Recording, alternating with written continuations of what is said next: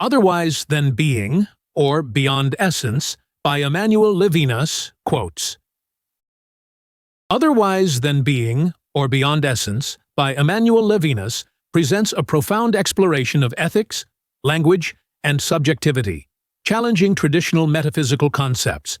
Levinas delves into the idea of transcendence beyond essence and being, focusing on the notion of responsibility for the other as fundamental to human existence.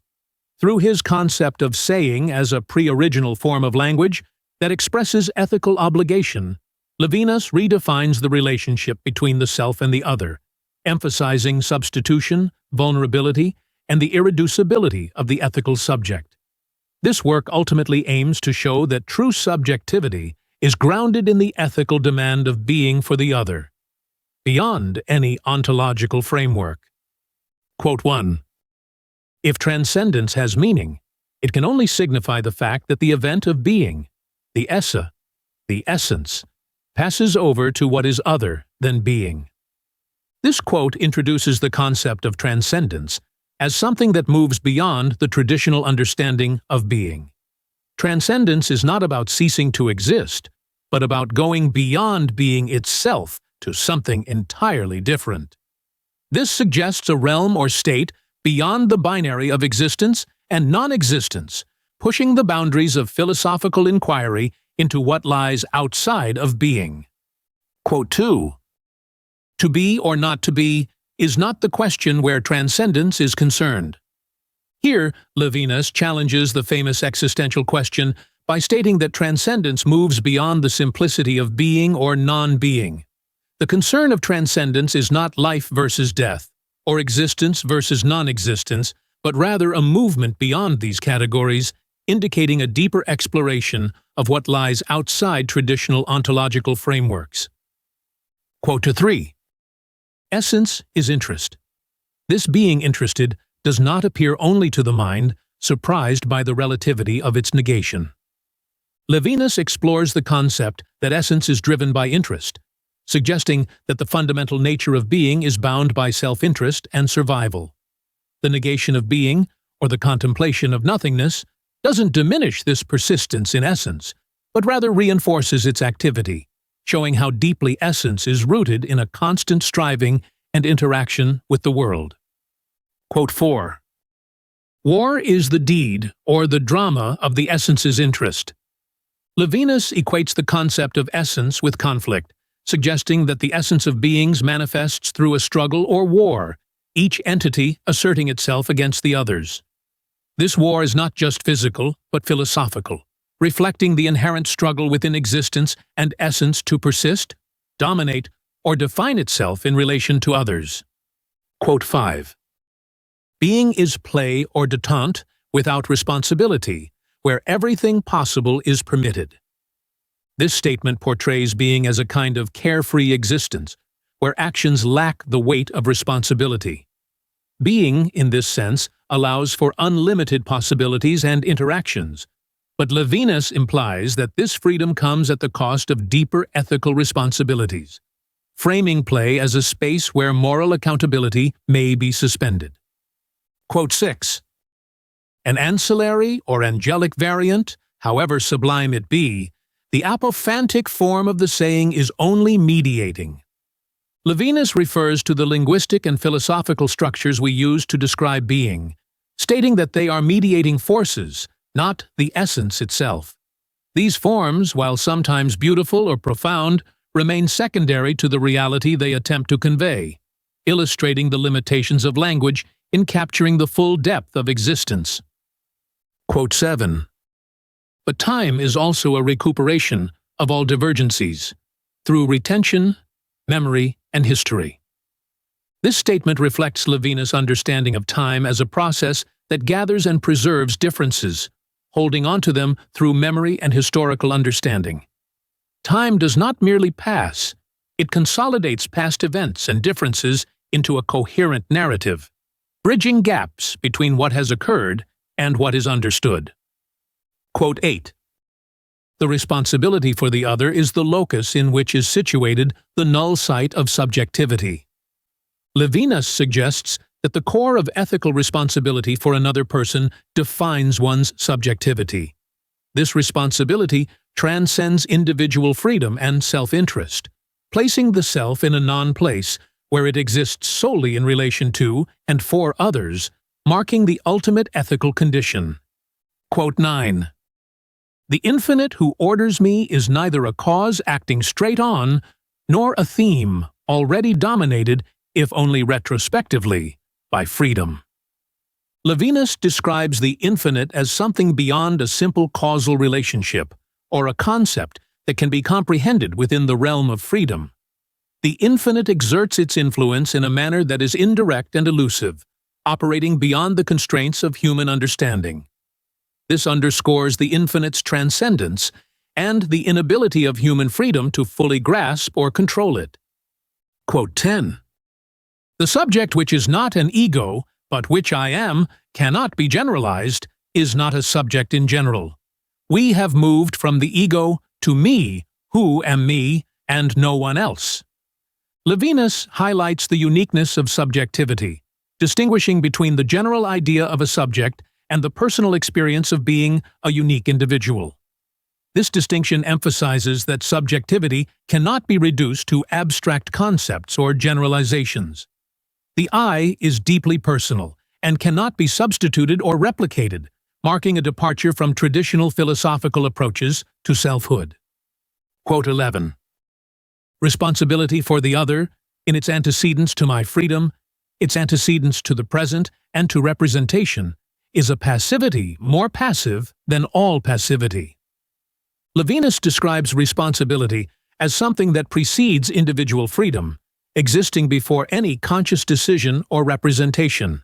It is not an active choice, but a state of profound vulnerability and obligation to others.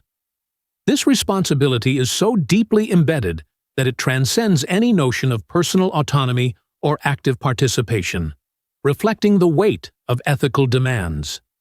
Quote 12. Goodness is other than being. It no longer keeps accounts. It is not like negativity, which conserves what it negates, in its history. In this quote, Levinas explains that goodness transcends the realm of being and historical accounts. Unlike negativity, which preserves the traces of what it denies, goodness does not operate within the same confines of being or history. It breaks free from the calculations and records of existence, emphasizing a form of transcendence that is not bound by temporal or existential constraints. Quote 13. Signification, prior to being, breaks up the assembling, the recollection, or the present of essence. Levinas suggests that meaning, signification, exists before and outside of the traditional frameworks of being and essence. This primordial signification disrupts the coherent assembly of being, memory, and essence, creating a space where something beyond being can emerge. It reflects the idea that meaning transcends the confines of ontology, pointing to the deeper, pre-ontological structures of existence. Quote 14. The infinite, then, cannot be tracked down like game by a hunter. The trace left by the infinite is not the residue of a presence. Its very glow is ambiguous. Levinas illustrates the elusive nature of the infinite, which cannot be pursued or captured like a tangible object. The traces it leaves are not concrete remnants, but rather ambiguous signs of its transcendence. This ambiguity preserves the infinite's inexhaustibility, making it impossible to reduce it to the level of direct experience or comprehension. Quote 15.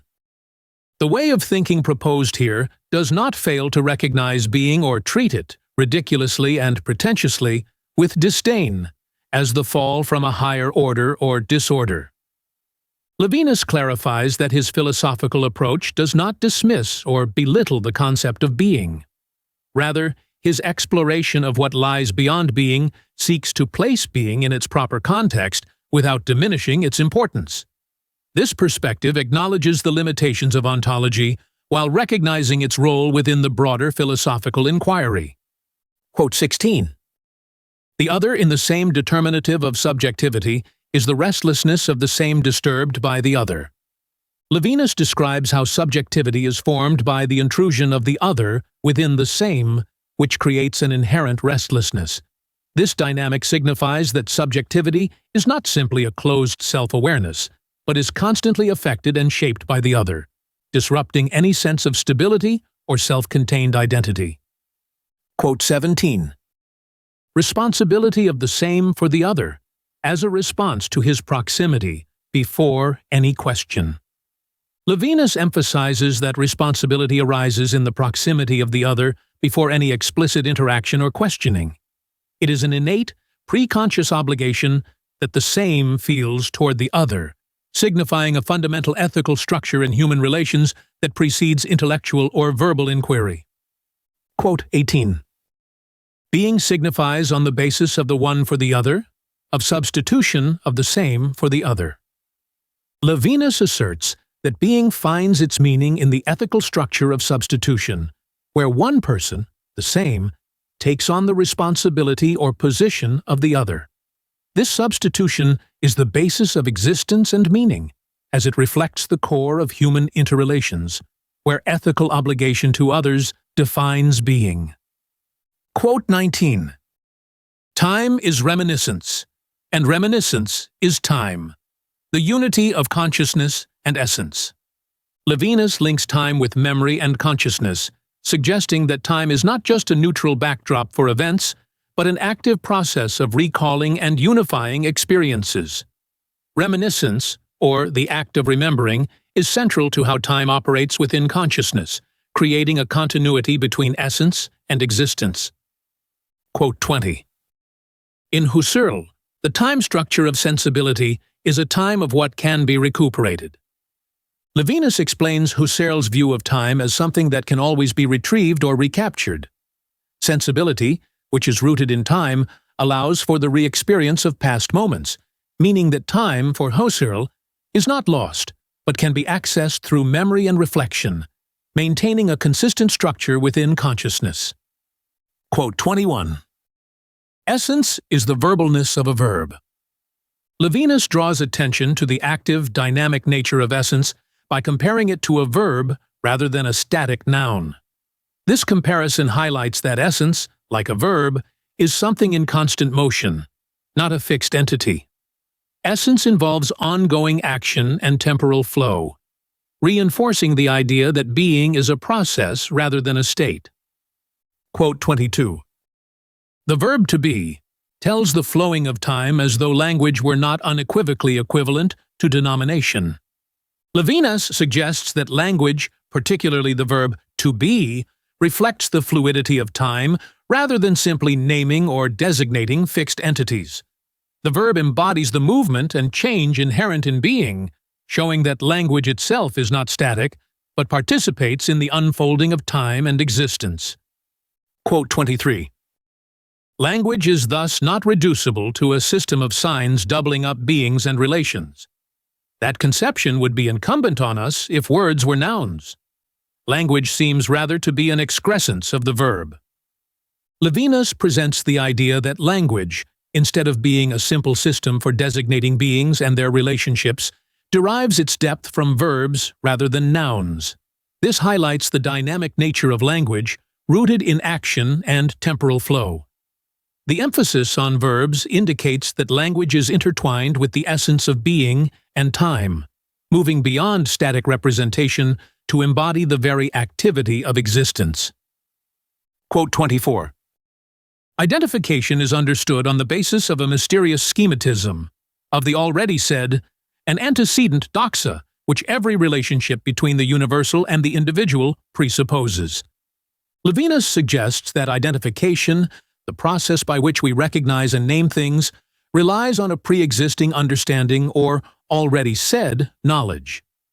This antecedent structure, doxa, allows for the connection between the universal and the individual, implying that our ability to identify or categorize is always rooted in prior frameworks of meaning, which operate beneath the surface of our consciousness.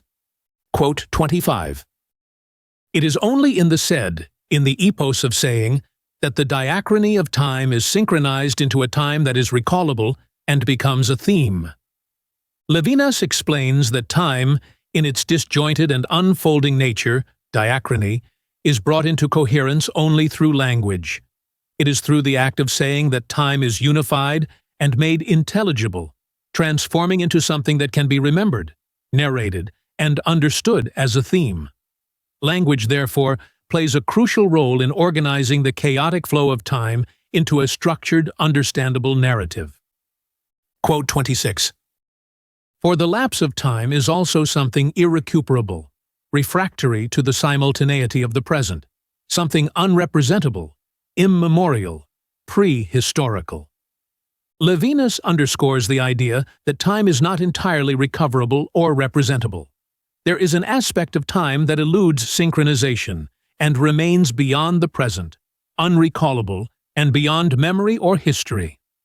This notion of time emphasizes its fragmentary and elusive nature, suggesting that some elements of temporal experience resist being captured or integrated into the present.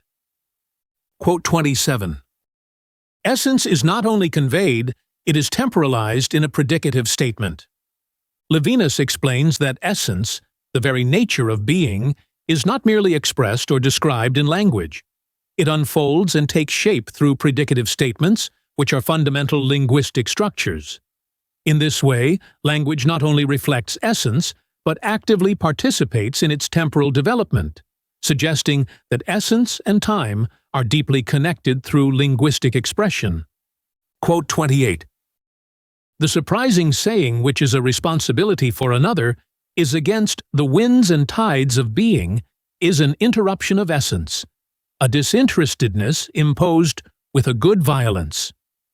Levinas describes the act of saying as an ethical responsibility toward others, one that defies the natural flow of being and essence.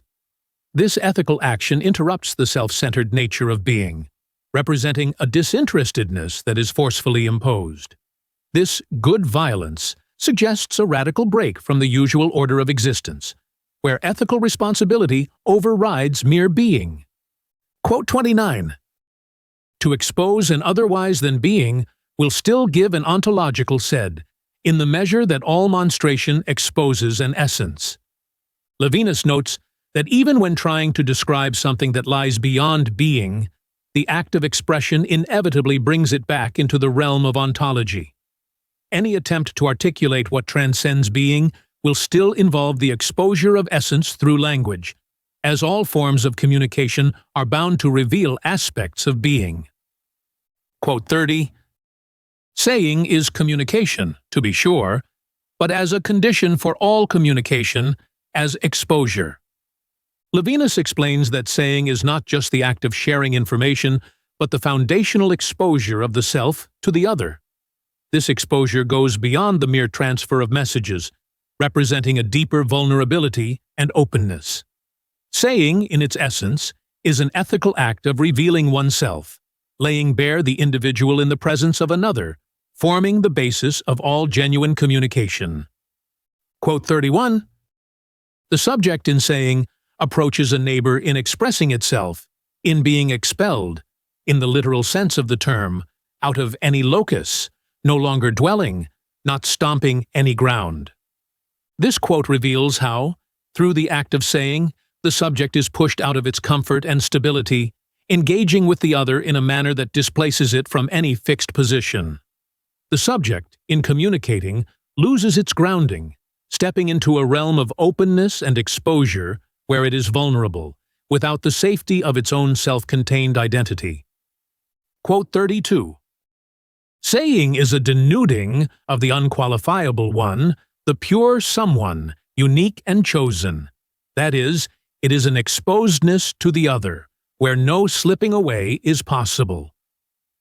Levinas describes saying as an act of complete vulnerability, where the self is stripped of all protective layers. This act of denuding reveals the unique and irreplaceable nature of the individual, exposing them fully to the other, without the possibility of retreat or escape. It is a form of radical responsibility, where the self is fully open to the demands of the other. Quote 33. The despite oneself marks this life in its very living. Life is life despite life, in its patience and its aging. This quote reflects the tension inherent in life, where living involves a constant experience of aging and patience, often beyond the individual's will or control. Life unfolds despite the self, marking the subject with the unavoidable passage of time and the inevitability of physical and existential endurance. Quote 34.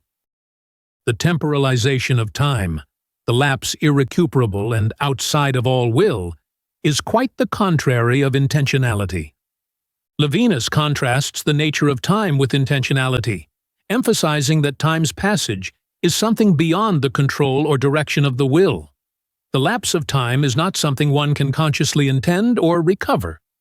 It exists outside the framework of intentional actions, marking a passive and uncontrollable element of human existence.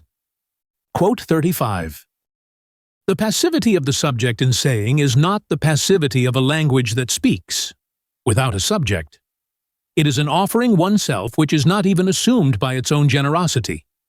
An offering oneself that is a suffering, a goodness despite oneself. Levinas points out that the passivity involved in saying is not merely a mechanical process where language operates independently of the subject.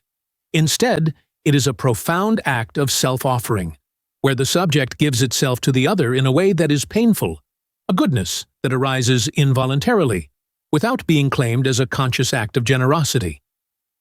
Quote 36. Pain penetrates into the very heart of the for oneself that beats in enjoyment, in the life that is complacent in itself, that lives of its life. This statement reflects how pain disrupts the self-contained enjoyment of life. The self, which normally finds satisfaction in its own existence, is interrupted by the intrusion of pain, forcing the subject out of its comfort and into a state of vulnerability, where the complacency of living for oneself is shattered. Quote 37. Truth consists in a being whose images are its reflection, but also its symbol, being identified through new images. Levinas introduces the concept of truth as not merely a direct reflection of reality, but as something that emerges through images and symbols that represent and redefine being. These images are not static. They symbolize and shift, allowing being to be identified in new ways. Truth, therefore, is dynamic and evolves as it interacts with different images, which continually reframe and symbolize the essence of being. Quote 38. Already the sensible as an intuition of an image is a claim. Levinas suggests that even in its most basic form, the perception of an image is not passive. The sensible, our immediate sensory experience, makes a claim, meaning it asserts itself as meaningful and demands recognition. This shows that sensory experiences are not neutral, but actively participate in shaping our understanding, carrying with them an inherent demand to be acknowledged as significant. Quote 39. The immediacy of the sensible, which is not reducible to the nociological role assumed by sensation, is the exposure to wounding and to enjoyment, an exposure to wounding in enjoyment. Here, Levinas highlights that the immediacy of our sensory experience is not just about knowing or perceiving, but involves a deeper vulnerability. Sensibility opens us up to both pleasure and pain, revealing the dual nature of being exposed to the world. This experience cannot be reduced to mere cognition, but is a more profound interaction with reality, where enjoyment and suffering intertwine. Quote 40. Then sense bypasses nonsense, that sense which is the same for the other. Levinas explains that true sense, or meaning, emerges in ethical relations, where one being is for another. In this context, sense transcends the chaos of nonsense, emphasizing that meaning is not just a personal or isolated phenomenon, but is deeply tied to the relationship between individuals. Sense here is defined through the responsibility one holds for the other, moving beyond personal or random experience. Quote 41. A thermal, gustative, or olfactory sensation is not primarily a cognition of a pain, a savor, or an odor. Levinas points out that sensory experiences like taste, smell, or touch are not primarily intellectual or cognitive acts. Instead, they are direct experiences that exist before we interpret them as knowledge or categorize them as pain or pleasure.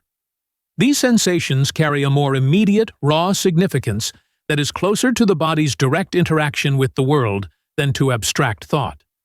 Quote 42.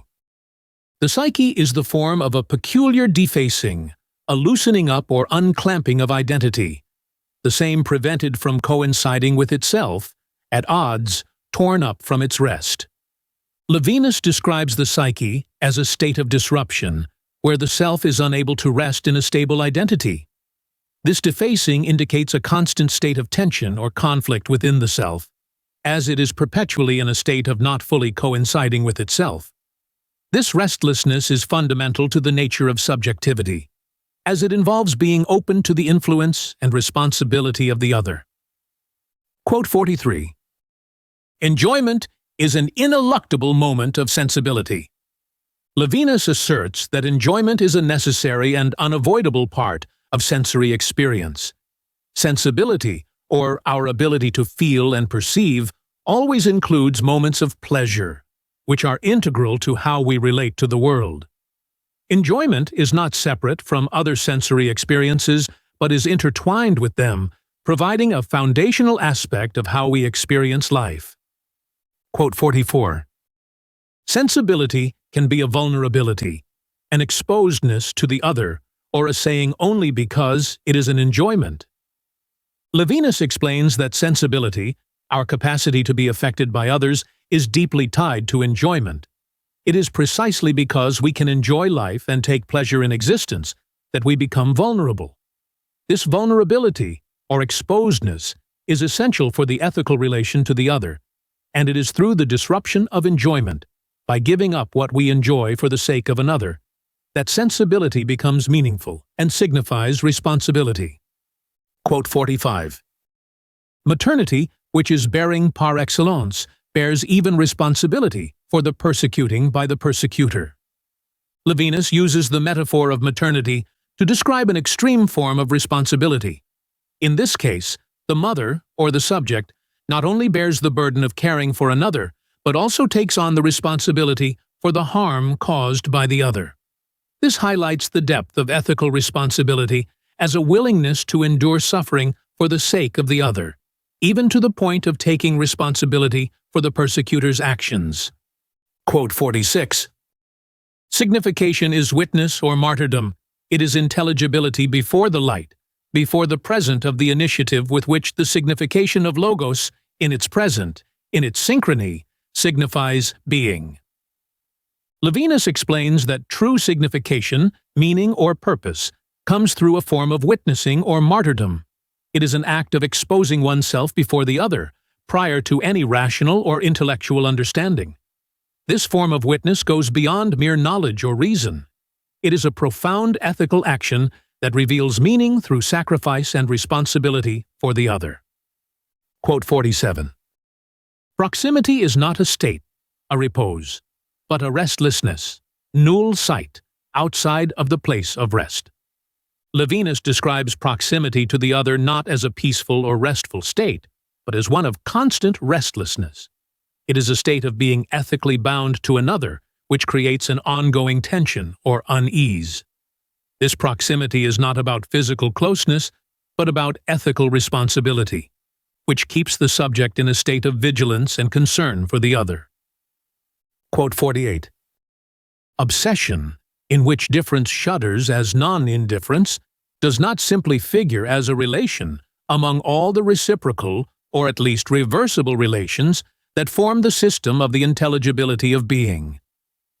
Levinas speaks of obsession as a unique form of ethical relation, where one is deeply affected by the other in a way that goes beyond the usual reciprocal relationships. This obsession reflects a deep ethical commitment, where the difference between the self and the other creates a profound sense of responsibility that cannot be easily reversed or balanced, marking a one-way obligation to care for the other. Quote 49.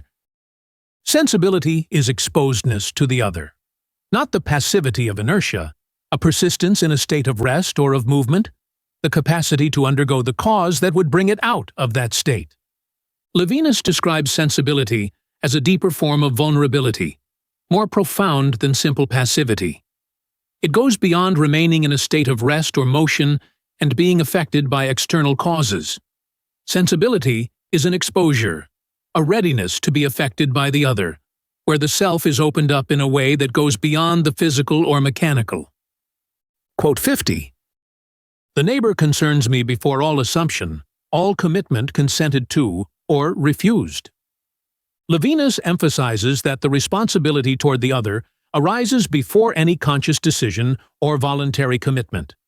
This ethical obligation is immediate, without the possibility of opting in or out, and exists independently of prior relationships or agreements. The other's presence demands a response before any formal recognition or commitment is made. Quote 51. Obsession is not consciousness, nor a species or a modality of consciousness, even though it overwhelms the consciousness that tends to assume it. Levinas explains that obsession with the other is not a form of rational awareness or conscious thought. It transcends cognition, overpowering the subject and occupying a deeper level of existence. This obsession signifies an ethical demand that consciousness itself struggles to manage, indicating a more primal level of ethical responsibility. Quote 52. The face of a neighbor signifies for me an unexceptionable responsibility, preceding every free consent, every pact, every contract. The face of the other calls upon the subject in a way that goes beyond any formal agreement or rational decision. This responsibility is unavoidable and arises before any contract or pact could be made. The face becomes a symbol of this ethical demand, confronting the subject with an obligation that is not chosen, but inherent. Quote 53. The immediacy of the sensible is the immediacy of enjoyment and its frustration. Levinas highlights the dual nature of sensory experience, where immediate pleasure is always accompanied by the possibility of frustration.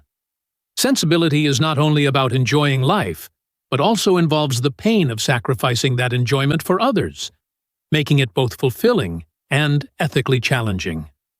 Quote 54. A face is a trace of itself, given over to my responsibility, but to which I am wanting and faulty. Levinas suggests that the face of the other presents a responsibility that the subject can never fully meet. It confronts the self with an ethical demand that always leaves the subject feeling inadequate or guilty for not being able to fully respond. This dynamic shows the profound ethical tension present in human relationships. Quote 55. Proximity is a disturbance of the rememberable time. Levinas views proximity as something that disrupts the normal flow of time, particularly the kind of time that can be remembered and organized. It introduces a new kind of ethical urgency that goes beyond historical or chronological time, creating a sense of immediacy and obligation that transcends conventional temporal structures. Quote 56. In the relationship with beings, which we call consciousness, we identify beings across the dispersion of silhouettes in which they appear. Levinas describes consciousness as a process of identification that organizes beings from the scattered ways they appear to us. It gathers the fragmented images or silhouettes of beings, allowing us to recognize and understand them. This identification is a central function of consciousness, where scattered appearances are unified into coherent identities. Quote 57. Proximity appears as the relationship with the other, who cannot be resolved into images or be exposed in a theme. Levinas emphasizes that proximity, as a relationship with the other, is different from the way beings are captured in consciousness. The other cannot be fully grasped or represented through images or themes. Instead, proximity involves an ethical relationship that escapes intellectual or visual representation, focusing on the irreducible uniqueness of the other. Quote 58. Obsession traverses consciousness, countercurrent-wise, is inscribed in consciousness as something foreign, a disequilibrium, a delirium. Levinas explains that obsession with the other does not follow the usual pathways of conscious thought. It moves against the flow of consciousness, introducing something alien and disruptive. This obsession disturbs the normal balance of consciousness, making it feel unsettled or even delirious, as it is overwhelmed by the ethical demand of the other. Quote 59. This obsession can no wise be taken as a hypertrophy of consciousness. Levinas clarifies that obsession with the other is not simply an exaggerated form of consciousness. It is something entirely different, not an intensification of awareness, but an ethical disturbance that goes beyond the usual workings of the mind. It represents a deeper, more primal level of responsibility toward the other. Quote 60. The one-self does not rest in peace under its identity, and yet its restlessness is not a dialectical scission, nor a process equalizing difference. Levinas reflects on the nature of the self, stating that the self does not find rest or stability within its identity.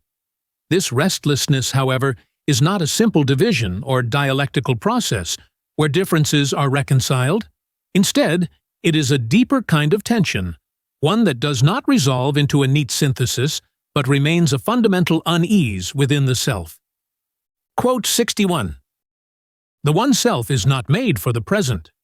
The one-self, an inequality with itself, a deficit in being, a passivity or patience, is in this sense undeclinable. Levinas argues that the self is not designed for the present moment, meaning it is not fully realized or complete in its immediate existence. The self is marked by an inherent inequality or deficiency, a state of passivity that cannot be fully expressed or captured in any current moment. This passivity makes the self undeclinable, something that cannot be fully articulated or reduced to a single definition. Quote 62. Responsibility prior to any free commitment, the one-self outside of all the tropes of essence, would be responsibility for the freedom of the others. Levinas highlights that the essence of the self is rooted in responsibility for others, which exists before any conscious decision or commitment. This responsibility is not tied to personal freedom or self-interest, but is an ethical obligation that places the freedom of others above all else, transcending the usual categories of individual autonomy. Quote 63. The subject is in the accusative, without recourse in being, expelled from being, outside of being, like the one in the first hypotheses of Parmenides.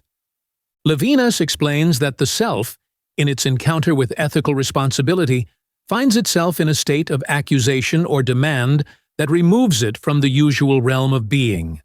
This state is similar to the paradoxical existence described by Parmenides, where the self exists outside the normal categories of being, marked by a profound vulnerability and exposure that strips away any stability or grounding. Quote 64. This recurrence would be the ultimate secret of the incarnation of the subject. Prior to all reflection, prior to every positing, an indebtedness before any loan, not assumed, anarchical. Levinas reveals that the self's existence and ethical responsibility are rooted in a deeper, pre-conscious level of indebtedness. This debt precedes any voluntary actions or decisions, highlighting that the self is fundamentally responsible for the other before it can even recognize or assume this responsibility. This pre-reflective indebtedness is what defines the very being of the subject. Quote 65.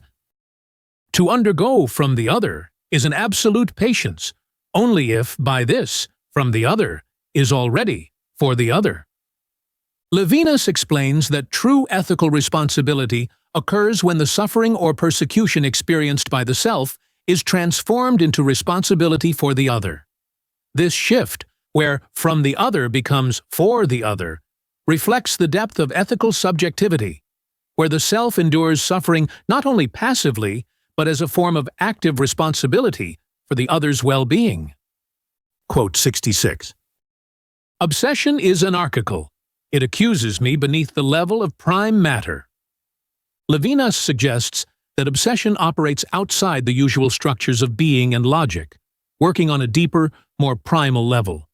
It accuses the self without any material or rational foundation, pulling the subject into an ethical relationship that is beyond the conventional order of existence. This form of accusation is not bound by reason or physicality, making it a fundamental aspect of the human ethical condition. Quote 67. In its own skin, not at rest under a form, but tight in its skin, encumbered and as it were stuffed with itself, suffocating under itself, insufficiently open, forced to detach itself from itself. Levinas uses the metaphor of being trapped in one's own skin to convey the suffocating pressure of selfhood. The self is burdened by its own existence and must constantly detach from itself to find relief. This detachment is driven by the ethical demand of the other, forcing the self to move beyond its own boundaries, even to the point of losing its own identity. Quote 68. The more I return to myself, the more I divest myself, under the traumatic effect of persecution, of my freedom as a constituted, willful, imperialist subject, the more I discover myself to be responsible. The more just I am, the more guilty I am. Levinas highlights a paradox in ethical existence. The more one attempts to become just and responsible, the more one feels the weight of guilt and responsibility. This is because true ethical responsibility is infinite and always exceeds the self's capacity to fully address the demands placed upon it, leading to a perpetual sense of inadequacy and guilt. Quote 69. The self as a hostage is always to have one degree of responsibility more, the responsibility for the responsibility of the other. Levinas describes the self as being in a constant state of ethical responsibility, where it is not only responsible for its own actions, but also for the responsibilities of others. This idea of being a hostage signifies the inescapable and infinite nature of ethical obligation, where the self must continuously bear the weight of the other's responsibilities, marking the core of ethical existence. Quote 70. The implication of the one in the one for the other is not reducible to the way a term is implicated in a relationship, an element in a structure in a system, which Western thought in all its forms sought for as a sure harbor. Levinas argues that the relationship of responsibility between individuals, being the one for the other, cannot be understood as a simple structural relationship within a system. Western thought has traditionally sought to explain everything within organized systems and frameworks, but the ethical responsibility between one person and another exceeds such systems. It is a deeper, more fundamental aspect of existence that cannot be reduced to logical or structural terms. Quote 71. Responsibility for the other is extraordinary and is not prevented from floating over the waters of ontology. Levinas explains that ethical responsibility transcends the usual frameworks of existence or being, ontology. It exists beyond the basic structures of reality and logic. Even though responsibility for the other operates outside of the normal rules of existence, it is still deeply significant and ever-present, floating above the traditional concerns of philosophy while still influencing them. Quote 72. There is a claim laid on the same by the other in the core of myself, the extreme tension of the command exercised by the other in me over me. Levinas describes the ethical demand that the other person places on the self. This demand is not external but arises from deep within the subject, creating a tension that cannot be ignored. The other commands the self to act ethically, and this command forms the very core of the self's existence, shaping it in ways that transcend mere choice or decision. Quote 73. The subject is the more responsible, the more it answers for, as though the distance between it and the other increased in the measure that proximity was increased. Levinas suggests that as one becomes more responsible for another person, the distance between the self and the other paradoxically grows even as they become closer. This highlights the idea that ethical responsibility is infinite. The more one engages with the other, the more one realizes the impossibility of fully closing the gap or fulfilling that responsibility, as it grows with increased proximity. Quote 74. The glory of the infinite is the anarchic identity of the subject flushed out without being able to slip away. Levinas speaks of the glory of the infinite as the force that reveals the subject's responsibility. This responsibility is inescapable, and the subject is flushed out from any hiding place, unable to escape from the ethical demands placed upon it by the other. This makes the subject vulnerable and exposed to the other in a profound and unavoidable way. Quote 75. Saying is thus to make signs of this very signifyingness of the exposure. It is to expose the exposure instead of remaining in it as an act of exposing. Levinas explains that saying is not just about communication or expressing something specific. Instead, it involves revealing the very act of exposing oneself to another, laying bare the vulnerability and openness inherent in human relationships. Saying, in this sense, is about continuously showing the responsibility and connection between oneself and the other. Quote 76. Sincerity would then be saying, without the said, apparently a speaking so as to say nothing, a sign I make to another of this giving of signs. Levinas suggests that true sincerity is not just about the content of what is said, but the act of speaking itself. It is a form of communication that goes beyond the words themselves, revealing the speaker's vulnerability and responsibility to the other. This kind of sincerity transcends simple language and becomes an ethical expression of being open and exposed to the other, signifying the depth of human connection. Quote 77. The saying prior to anything said bears witness to glory. This witness is true, but with a truth irreducible to the truth of disclosure, and does not narrate anything that shows itself. Levinas explains that the act of saying, before it conveys any specific content, already testifies to the infinite. This testimony, or witness, is a form of truth that cannot be reduced to what is typically revealed in knowledge or disclosure. It is not about communicating something visible or understandable, but rather about a deeper, pre-verbal responsibility to the other that transcends traditional forms of truth. Quote 78. Substitution is not the psychological event of compassion or entropathy in general, but makes possible the paradoxical psychological possibilities of putting oneself in the place of another. Levinas clarifies that substitution, the ethical act of taking responsibility for another, is not simply an emotional response like compassion. Instead, it creates the conditions for the extraordinary possibility of truly putting oneself in the place of the other. This substitution reflects the deep ethical structure of human subjectivity, where responsibility for the other becomes a fundamental aspect of being. Quote 79. Each of us is guilty before everyone for everyone, and I more than the others. Here, Levinas echoes Dostoevsky's powerful statement, emphasizing the universality of ethical responsibility. Every individual bears a responsibility for others, and this responsibility is felt personally, as if one is more guilty than others. This reflects the infinite nature of ethical responsibility, where each person is always accountable for the suffering and needs of others. Quote 80. The ego stripped by the trauma of persecution, of its scornful and imperialist subjectivity, is reduced to the here I am, in a transparency without opaqueness. Levinas describes how the self, when confronted with ethical responsibility and persecution, is stripped of its pride and sense of domination. It is reduced to a state of pure openness and vulnerability, expressed in the phrase, "Here I am."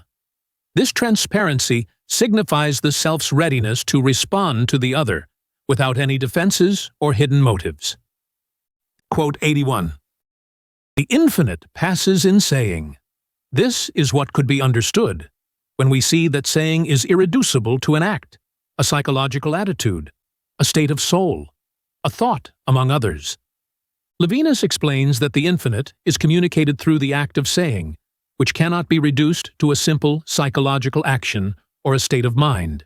Saying, in this sense, is the ethical expression of responsibility and openness to the other. It is through this act of saying that the infinite makes its presence known, not through intellectual understanding, but through the ethical relation. Quote 82. The third party introduces a contradiction in the saying whose signification before the other, until then, went in one direction. Levinas introduces the idea that the presence of a third party complicates the direct ethical relationship between the self and the other. While responsibility for the other is clear and direct, the third party creates a need for justice, comparison, and judgment. This introduces a new layer of complexity in ethical responsibility, where one must balance obligations to multiple others. Quote 83. Proximity is fraternity before essence and before death, having a meaning despite being and nothingness, despite concepts. Levinas describes proximity to the other as a form of fraternity that precedes all philosophical concepts of being and non-being. This ethical closeness exists beyond traditional categories and remains meaningful regardless of existential or ontological concerns.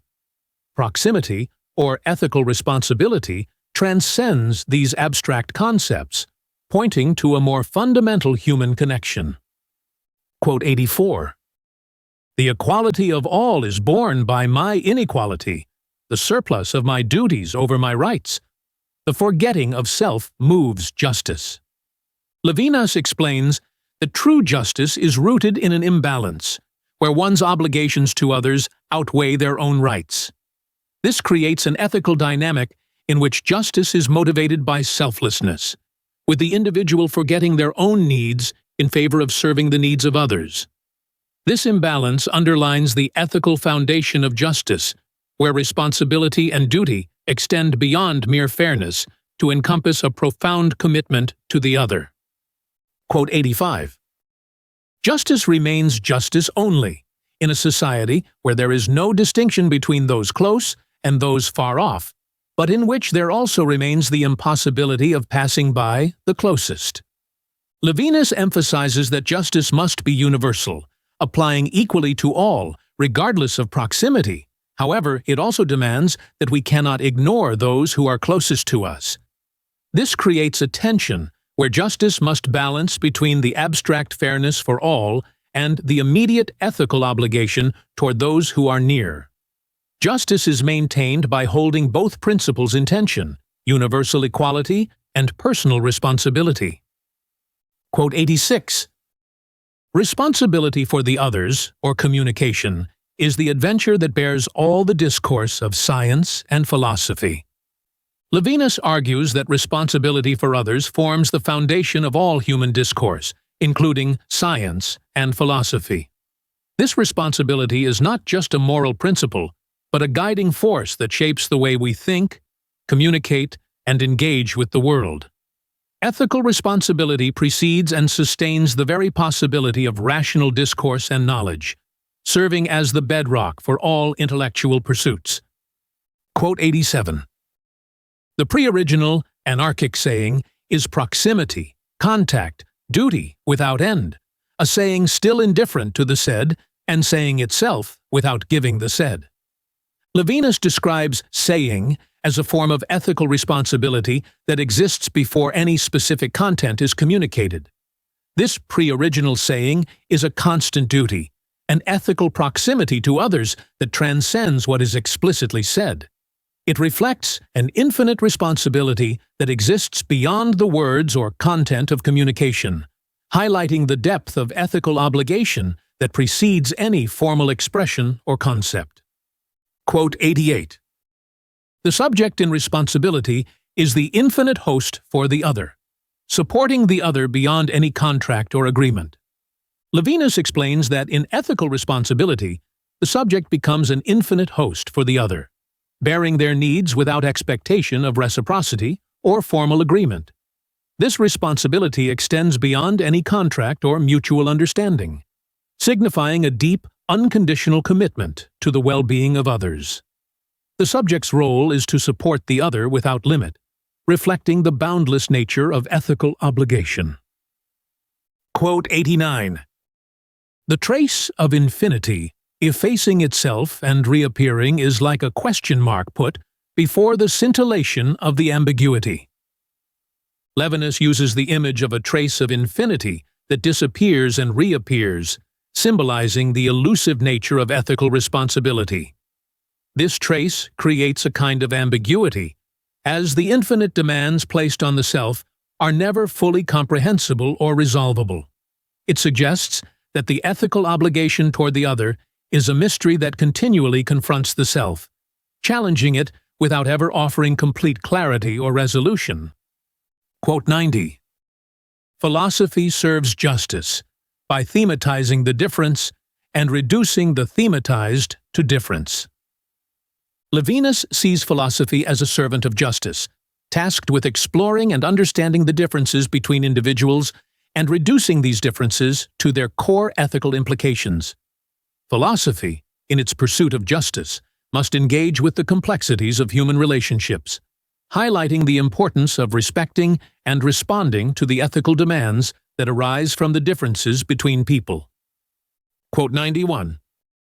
The concept being purged of all the content which determines it is, according to Hegel, not distinguishable from pure nothingness. Levinas points to Hegel's idea that when stripped of all specific content, the concept of being becomes indistinguishable from nothingness. This notion reveals the abstract nature of existence, where being without particularity loses its definition and merges with emptiness.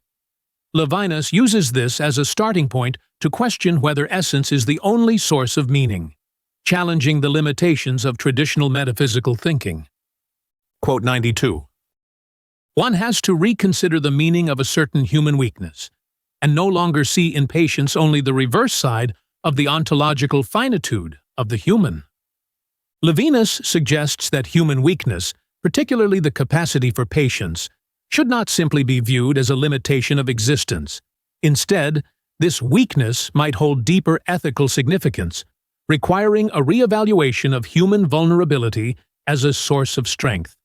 In this reconsideration, patience becomes an expression of a more profound ethical openness to the other, beyond the bounds of traditional metaphysical or existential categories. Quote 93. One has to find for man another kinship than that which ties him to being, one that will perhaps enable us to conceive of this difference between me and the other, this inequality, in a sense absolutely opposed to oppression. Levinas argues for a new understanding of human kinship that is not rooted in being or essence. This new kinship would recognize the fundamental inequality between self and other, not as a source of oppression, but as the foundation of ethical responsibility. By embracing this difference, Levinas envisions a relationship where ethical obligation arises from the very inequality that distinguishes one from another. Quote 94. But can openness have another sense than that of the accessibility of entities through open doors or windows? Can openness have another signification than that of disclosure? Levinas questions whether openness, traditionally understood as the capacity to access or disclose entities, might hold a deeper, non-ontological meaning. He explores the possibility of an openness that is not merely about revealing or grasping, but about a fundamental ethical exposure to the other. This shifts the concept of openness away from being an act of knowing or possessing toward an ethical vulnerability that precedes understanding. Quote 95. The exposure precedes the initiative a voluntary subject would take to expose itself. Levinas explains that the subject is exposed to the other even before it can make a conscious decision to do so. This exposure is not a voluntary act, but a fundamental condition of being human. It reflects an ethical openness that exists prior to any deliberate choice, where the self is inherently vulnerable and responsible for the other, marking the depth of ethical subjectivity. Quote 96. Inspiration that is already expiration, that rends the soul, is the longest breath there is. spirit. Levinas uses the metaphor of breath to describe the nature of ethical responsibility. Inspiration, or taking in breath, is immediately tied to expiration, or giving out breath, symbolizing a process where ethical obligation both sustains and exhausts the self. This dynamic reflects the infinite nature of responsibility, where spirit is defined by a constant giving of oneself to the other, a process that both invigorates and depletes. Quote 97. To transcend oneself, to leave one's home to the point of leaving oneself, is to substitute oneself for another. Levinas describes transcendence as an act of going beyond one's own existence, even to the point of abandoning the self. This self-transcendence is realized through substitution, where one takes on the responsibility of the other. It is an ethical act in which the self is no longer focused on its own being, but is entirely for the other, reflecting the deepest form of ethical responsibility.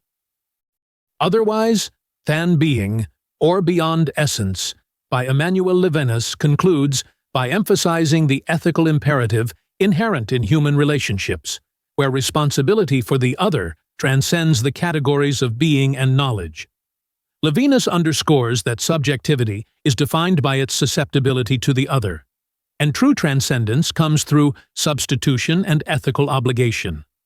This work challenges readers to consider ethics as an experience that cannot be captured by ontology, urging a rethinking of language and existence in light of an ethical encounter that goes beyond presence and essence.